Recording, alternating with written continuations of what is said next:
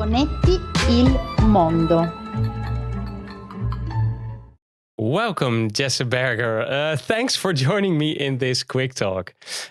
Let's start with a short introduction about you. Can you tell us something about you and your background and your occupation at the moment? Yeah, for sure. So I was a former retail banker, wealth manager, and management consultant. And in 2018, I left the professional world of from Bay Street, which is sort of Canada's Wall Street, to pursue a career in Bitcoin. And I wound up through a wild series of events, writing a book and becoming an author. Incredible. Well, thanks, Jesse, for introducing yourself. And our friend Jared Nusinoff from MASH gave us a tip about the re-release of your book. You wrote in 2020, so it's 2 years old now, with the title Magic Internet Money, a book about Bitcoin written in plain language to challenge readers to rethink the role of money in society. And my goal with this quick talk with you is to have a short conversation about your book and about why and how you chose to re-release, because now it's powered by the Lightning Network. So that's interesting. Let's start off with my first question. Your book, Magic Internet Money, takes readers on a timely journey through intertwined worlds of money and Bitcoin, and discussing a variety of related topics such as banking, cryptography, economics, and governance. Why did you write a book in the first place, and who is it for? So Bitcoin, generally speaking, is a pretty complex topic for most people. The goal of the book was really to simplify it and put it in context and wrap it in very friendly, relatable terms so that you could hand this book to your mother or grandmother or neighbor or friend who maybe has no interest in Bitcoin, but wants to try to understand it, has the level of curiosity, and doesn't, it can't be bothered with getting too technical. It's not meant for the super tech savvy. It's just meant to convey the high level ideas and arguments about why Bitcoin. Yeah, so the general outlines. And for, I'm thinking about my mother. That would be interesting if she really understands it. Makes my job easier. So that sounds great. And I saw also, I think that's the way you want to write it. Your book is also full of images and with a great variety of quotes. For example, this one from LNURL of V for Vendetta. Behind the mask, there is more than just flesh. Beneath the mask, there's an idea. And ideas are bulletproof. And I really love it. And with the Connect the World podcast, we also choose to bring content in an entertaining way. Why did you choose to make your book this entertaining? And does it reflect a bit about yourself? Because I can imagine why, but perhaps you put a lot of yourself in it. There is very much a lot of my fingerprint and personality in the book. And, the quotes are both a bit of a journey through, my history and knowledge and wisdom and understanding and how that's grown over time. But also because I quote not just, economists and politicians, but movies and comic books. And literally I quote like the Hunger Games, all kinds of, pop culture references. It's a way to be a sort of hook for almost anyone. So, maybe you get one idea, but not another. At the very least, you can get hooked, hopefully, by one or two of the ideas in the book, and that will, be your gateway. That'll pull you through the door so that you can start to relate to some of the other concepts. Yeah. I also saw, which one was it? Dr. Seuss, Oh, the Places You Go. That was also a nice quote. And Charlie Brown and the Chocolate Factory, too. Yeah, also. Memory Lane, yeah. And in the chapter with the title, What is Money? Well, that's the first one. You talk about that we all have a blind spot. And I quote you here, this blind spot is preventing us from seeing how modern money is negatively affecting our wealth and well-being. And where does this blind spot come from? And what would be the mission that will help people to look beyond? Yeah, well, we've all grown up with money being an assumption, right? We've all used, I mean, in my side of the pond, dollars, right, as the predominant currency. And it's an assumption. It's familiar. We don't think twice about it. And, the goal of the book and the goal of Bitcoin is to challenge that assumption and help readers understand that, money can be more than what you've come to believe it is. And we can do better than what it is. It doesn't have to be static. It doesn't have to be only what you've been told it is. Just like any technology, it can be improved. And so, part of the message of the book is obviously to challenge your old sort of established way of thinking and really get you to sort of grow beyond what you've already known. Yeah, and that's very difficult because it's so, yeah, indeed. And you re-released the original manuscript to make it available to read using Lightning. And how did you come up with the idea to do this in collaboration with Mash? Yeah, so Jared from Mash actually broached the idea with me. We have known each other for some time, but reconnected more recently.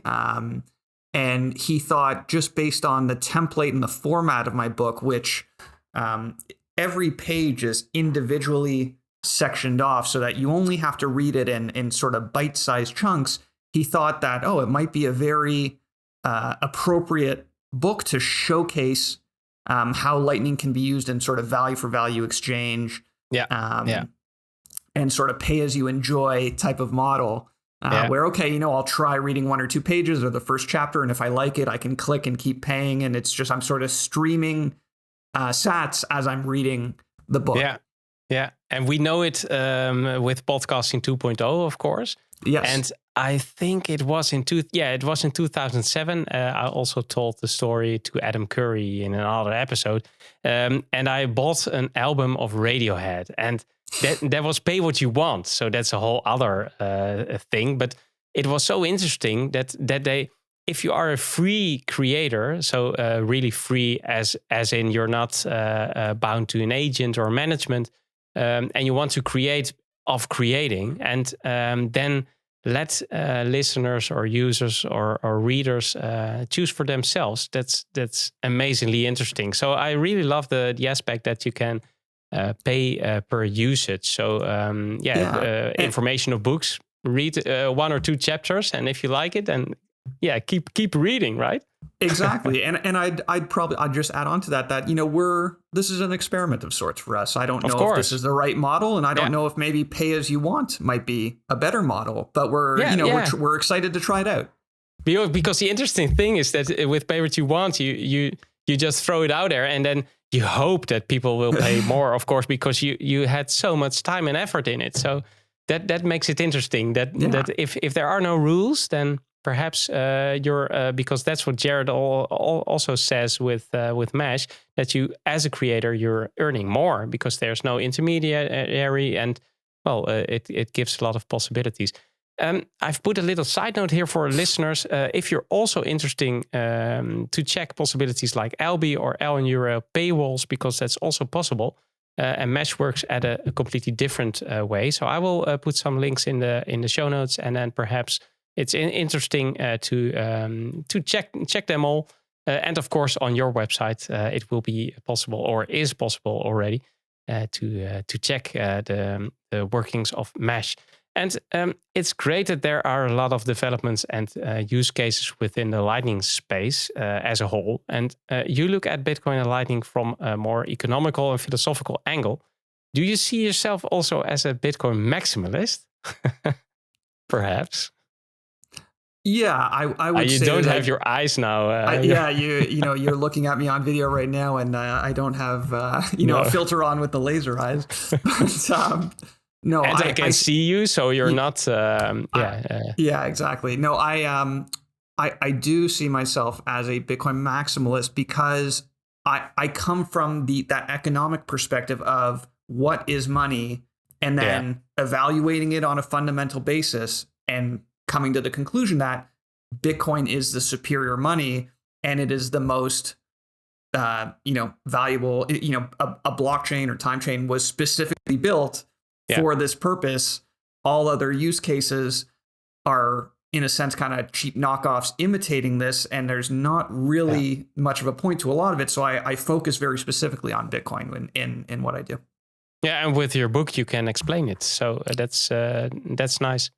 Yeah, we have in our community two brothers from another podcast, a Dutch podcast, Satoshi Radio, and they also wrote a book in Dutch. Our Money is Broken. It's well, I translated the subject, but also aiming for the people who just don't know it or just hear the media angles, which are different because a lot of things are emphasized that are not fully comprehensible. So it's so difficult for people. So I really think that's nice that you are a maximalist and can explain it. Because you're a easygoing person, right? You're not some I try to keep it simple, really, and to just stick to the crux of the arguments, because if they make a lot of sense once you can wrap your head around it, but because most people view them as very complex, if you can just distill it down to the real essential fundamentals of it. If you're beginning that's where the signal is. There's a lot of noise elsewhere, but that's where the signal can really be found. Yeah. As the writer of the Magic Internet Money, I'm also interested in your thoughts on the future of the Lightning Network. Perhaps you can tell something about it. And then more in the terms of education, we were talking about it just now, I guess. How can we make Bitcoin and Lightning an easier topic for everyone wanting to know more about it? And perhaps the solution is to write more books, but perhaps you're also already busy with it, or you give readings or something. Yeah, I would say I'm as curious as anyone for the future of Lightning. I've seen, just using Mash as the example, of the types of ideas they're coming up with of being able to exchange value for, if you want to watch the first few minutes of a movie before committing to the whole thing, if you want to, instead of subscribing to something like Adobe Photoshop, because you only use it for an hour or two a month. Why do I want to pay, the full fee where I can just use it as I need it? So those kinds of models, if Lightning can be incorporated into that, will be very interesting. That's an interesting one. And I shouldn't take credit. That actually came up through a conversation with someone else I was having earlier. And then, sorry, the second part of the question. To make it an easier topic. Yeah, to make it an easier topic. So, I think what I did with my book, and what I hope people think I did a good job of with the book, is sort of framing the arguments and ideas and giving them good context for understanding it. And, just like Bitcoin doesn't make sense unless you have a good understanding of fiat money. Yeah, indeed. Yeah. What's that context that really sort of illuminates why, how, for Lightning. I'm probably not the best person to say whether we're doing a good job of that or not, but certainly there's room for improvement and for telling the story and the messaging around it, so that it can be better understood by everyone else. And I will try to contribute to that as best I can. That's really great. Sense. And giving the right comparisons that people can understand it. Yeah. You dedicated your book to your role models, your mom and dad. I've read it, and I want to finish with the part in which you say that your father teach you to play both sides of the ball. And if we think of the adoption of the Lightning Network, which you just discussed a bit about the developers and use cases, Lightning enthusiasts, governments also, and no corners, how can we all help this further and play both sides of the ball at the same time? Or maybe there are multiple sides and we just need to do everything at the same time. I play basketball, so that was a basketball reference. Playing both sides of the ball. But that was it. but certainly that line of thinking doesn't have to be just one side or the other. There's multiple facets, as you were saying. It's not black and white. And basically, I think that just means being realistic about limitations, if there are any, about what Lightning can do, how it can be used. I mean, it certainly seems that there's a lot of applications for it. But are there limitations in the capacity? How easy is it to use? Because as much as, the specialists can have an easier time using it. The bottom line is, if we're talking about sort of wide scale Bitcoin adoption, a layman like me would need to be able to just pick it up and use it and have a very easy go of it. Indeed. So just figuring out how to get there. Solving a lot of things. So I think those use cases and the creativity to think about other new use cases, just like you told, or for music or something that you come up with, I think there's also a key in it. That if we solve those things that really bother us, then and Lightning is the solution, then perhaps we also help to get that adoption further. So we just need time and people with time to work on that. We have to have a low time preference when we're dealing with all this, right? A very low time preference. Thanks, Jesse, for having this talk with me, and thanks for writing and sharing your book to help people to get a better understanding of the modern monetary renaissance we're currently living in, because that's it. And for everyone who wants to get in contact with you or want to know more about the book or about Mesh, well, Mesh, I will put it in the show notes. Also about who get in contact with you, but maybe the book, you can tell us where we can find it. Yeah, so anyone interested can follow me on Twitter at jberjay. That's JayBerjay. And the website where you can find my book and the information about it, how to buy it with fiat or to stream sats for pages is magicbitcoinbook.com. All right, and choose for yourself. But if you want to try Mesh, you can try it out on the website, and you can buy text chapters based on usage with the integration there. And thanks for listening to everyone. And if you like this quick talk, then don't forget to subscribe to this channel, or get to Telegram on our Connect the World Telegram group, which you also can find on our website, connecttheworld.live. Till next time to everyone. And for you, Jesse, have a nice one. And maybe also till next time. Thank you. Thank you so much. You're welcome. Conecte o mundo.